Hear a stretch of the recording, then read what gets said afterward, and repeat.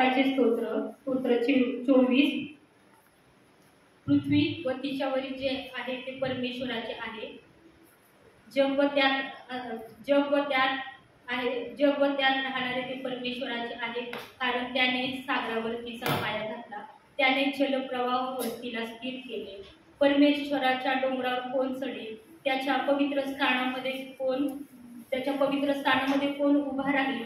ज्याचे हात स्वच्छ आहे, ज्याचे मन शुद्ध आहे, जो आपले चित्त असत्याकडे लावत नाही, जो कपटाने शपथ वाहत नाही, त्याला परमेश्वरापासून आशीर्वाद मिळेल. आपल्या उद्धारक देवाच्या हातून तो नीतिमान ठरेल.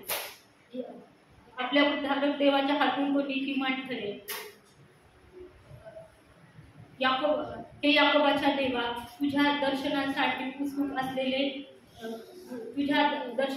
उत्सुक असलेले हेच लोक होत. अहो वेशींनो, आपल्या कमाडी उंच करा, पुरातन द्वारानं उंच व्हा, म्हणजे प्रतापशाली राजा आत येईल. हा प्रतापशाली राजा कोण?